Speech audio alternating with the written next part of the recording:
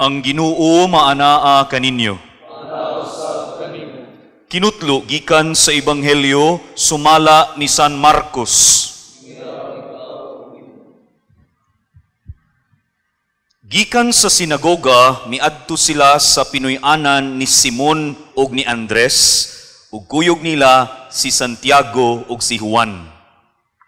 Niining higayuna ang ugangang babayi ni Simon gihilantan ug naghigda. Sa pag-abot gayod ni Jesus didto, gisuginlan siya mahitungod sa masakiton. Giduol ni Jesus ang masakiton, gikuptan ang kamot ug gipabangon.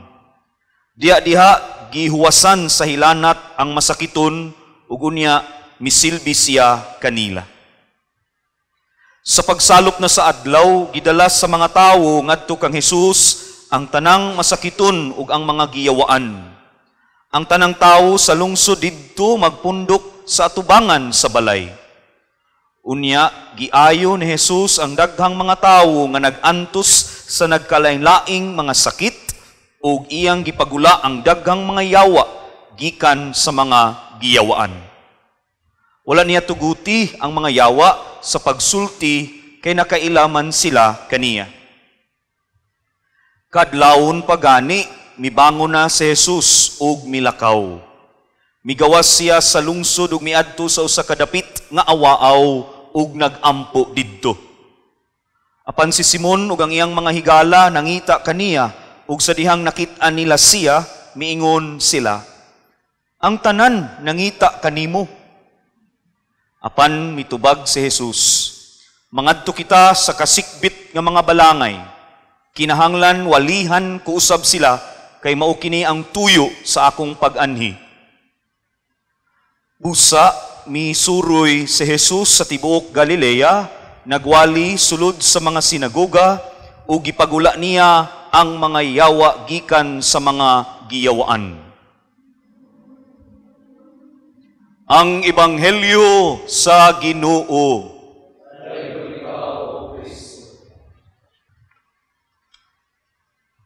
Atong mabasa diha sa katapusang bahin sa atong Ebanghelyo karon, kining musunod. Mangadto kita sa kasikbit nga mga balangay. Kinahanglan walihan ko usab sila kay mao kini ang tuyo sa akong pag-anhi. Mga pulong sa atong Ginoong Hesukristo ngadto sa iyang mga tinun-an.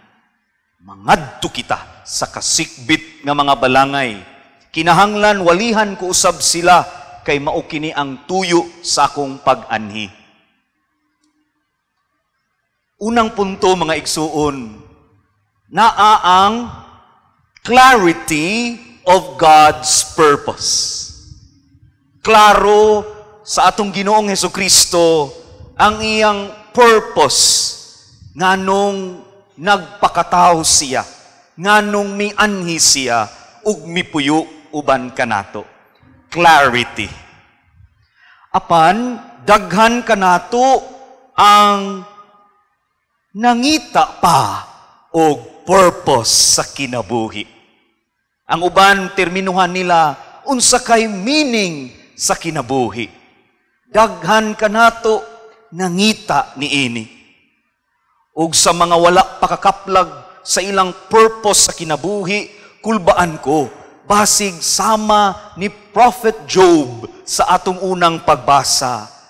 Kay wala pa man makiti ang purpose sa kinabuhi, maana ang kawalay paglaom, manghupaw na lang, kay wa na gyud masabti ang kinabuhi. Ug labaw sa tanan, kay way nakita nga purpose sa kinabuhi, wa nay kalipay. Mga igsuon, matabangan unta kita niining duha ka mga butang nga ako usab nga napamalandungan diha sa atong Ebanghelyo karon. Naay duha ka butang nga magtabang nato sa pagklaro sa atong purpose sa kinabuhi. Una, kana bitawng pagpakabana sa panginahanglan sa atong isig kataw ug ang maong kinaiya nga magpakabana ug ang kasinatian sa pagtabang magtudlo kanato sa atong purpose. Mao nay nahitabo sa first part sa atong ebanghelyo ron.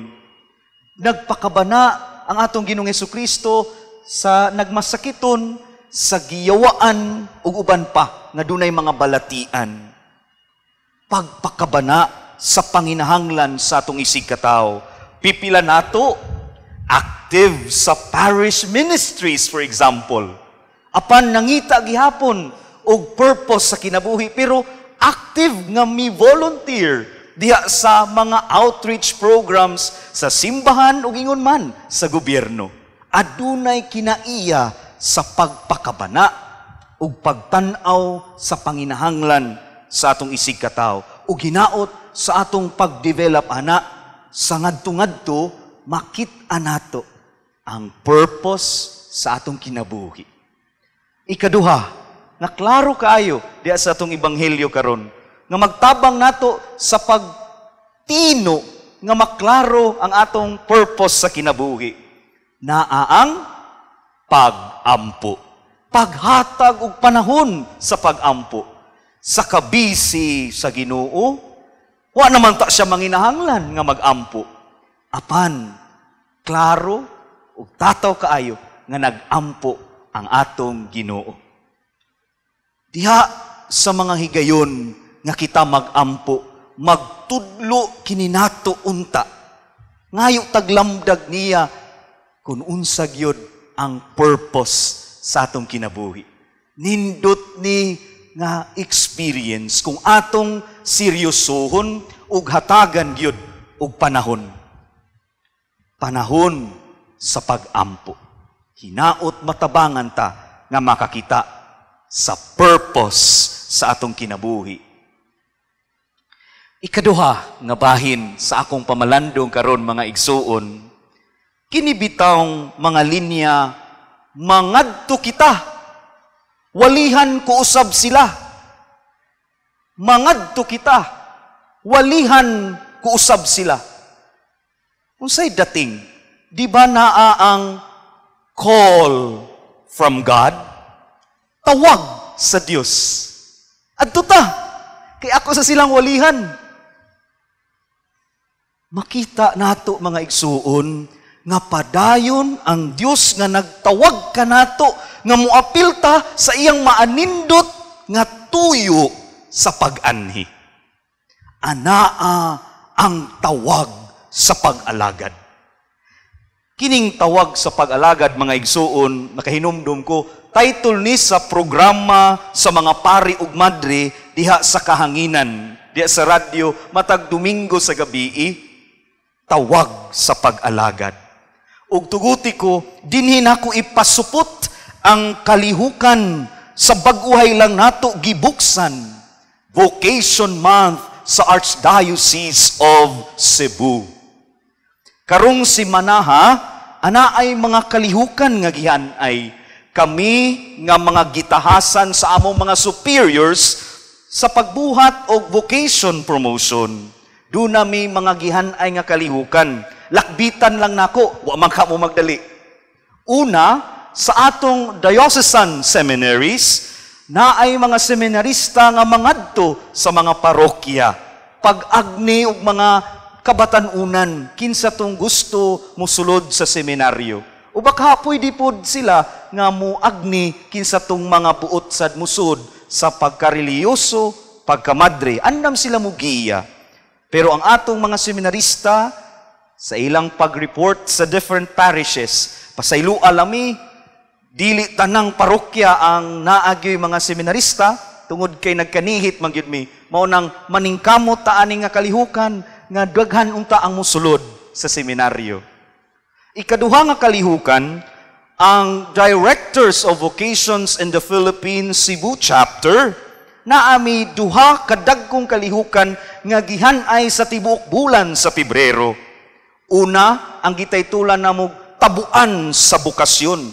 Adto kini pagahimuon sa Freedom Park around Carbon Market sugod Pebrero 5 ngadto sa 10. Maglaroy-laroy mi nga na sa kadalanan, makigistorya, makiginabi, nga naa pa di ay naa pa di ay mga pari ug madre, wa di ay sila masud lang sa usa ka dapit, no? Napa di ay, ug hinaot, magdasig ni sa uban.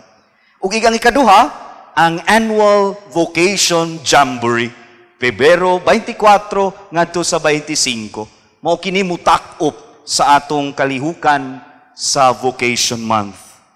Mga igsuon, kining mga lakang, kini nga mga kalihukan, pamaagi lang sa pagpapukaw, awareness sa tawag sa pag-alagad.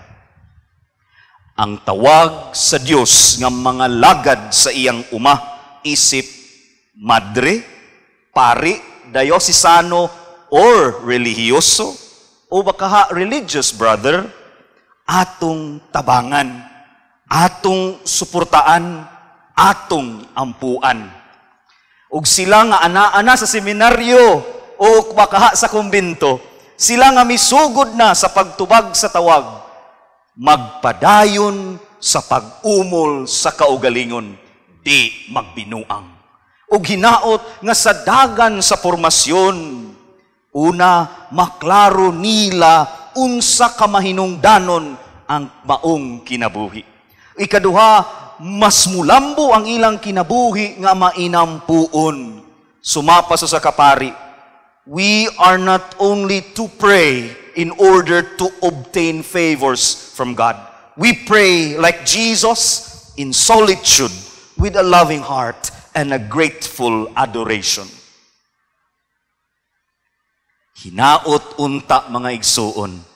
Hinaot nga diha sa atong pagpakabana sa uban ug pagpakabana sa atong isig kataw ug diha sa atong paghatag panahon sa pagampo, matabangan tang tanan ug maanaa unta ang clarity sa pagbuhat sa gisangon sa Dios nato.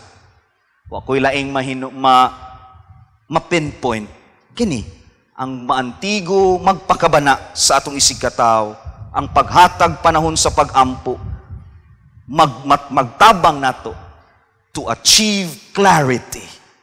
Ikaduha, anaa ang kadasig unta sa pagtubag o pagsanong sa tawag sa Dios alang sa matag usa, ilabi na sa pagkareliyoso, pari ug madre. Sa giingon na, mangadto kita sa kasikbit nga mga balangay, kinahanglan walihan ko usab sila kay mao kini ang tuyo sa akong pag-anhi.